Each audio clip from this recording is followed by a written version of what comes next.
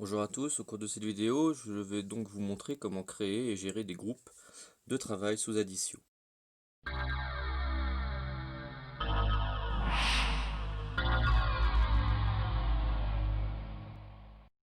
Donc je vais me mettre dans ma classe. Donc, actuellement je suis sur ma tablette, mais le fonctionnement sera quasi similaire si vous passez par la web application. Donc pour créer un groupe, c'est extrêmement simple, il suffit de double-cliquer sur un élève. Donc là j'ai fait un double tap, je vais en sélectionner plusieurs. Voilà. Et une fois que je veux créer mon groupe, je reste appuyé sur l'un d'entre eux et l'icône se met créer un groupe.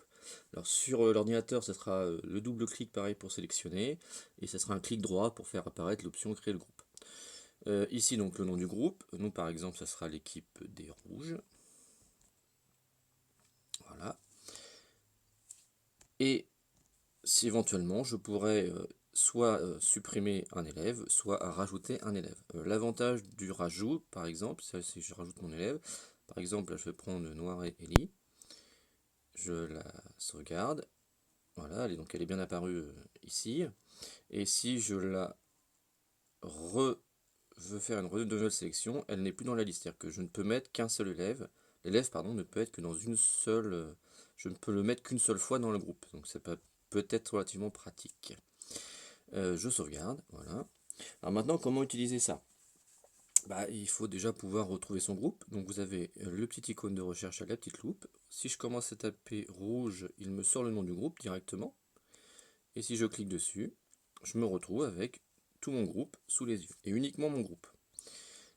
Si par exemple je veux mettre une note, donc j'ai fait une colonne test note ici, donc il y a déjà des notes de rempli. Donc là par exemple je vais rester appuyé donc, sur test note, ou sur l'ordinateur ça sera un clic droit, je vais faire appliquer des notes, et si par exemple je veux tout enlever, je fais aucun, hop, toutes les notes ont disparu.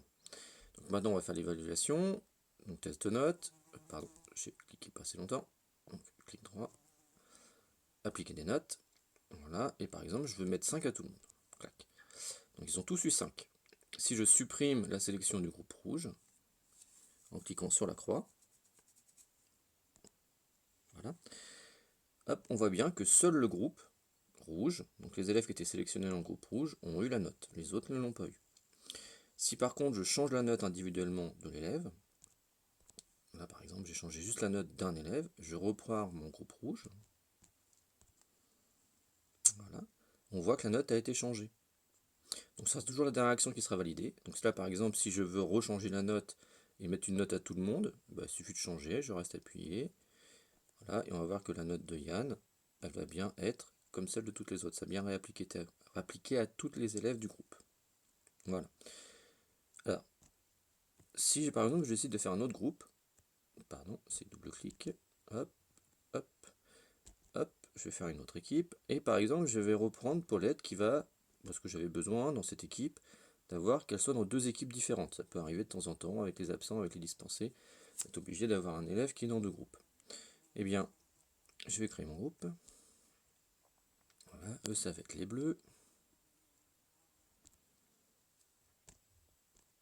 Voilà, donc c'est l'équipe des bleus.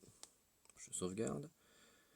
Et si je vais faire mes changements dans les bleus, voilà, eh bien on voit que Paulette a déjà une note parce qu'elle est déjà dans l'équipe des rouges. Si je fais une note pour tout le monde, appliquer les notes, E7, ok, hop, on voit que sa note a été changée. Et si je reviens sur le général, d'accord, c'est bien la note de Paulette, c'est bien la dernière note que j'ai rentrée qui va être validée. Donc il faut faire attention si vous avez comme ça des groupes où un élève est dans plusieurs groupes, et bien que sa note va être toujours la dernière qui a été rentrée dans celle du groupe.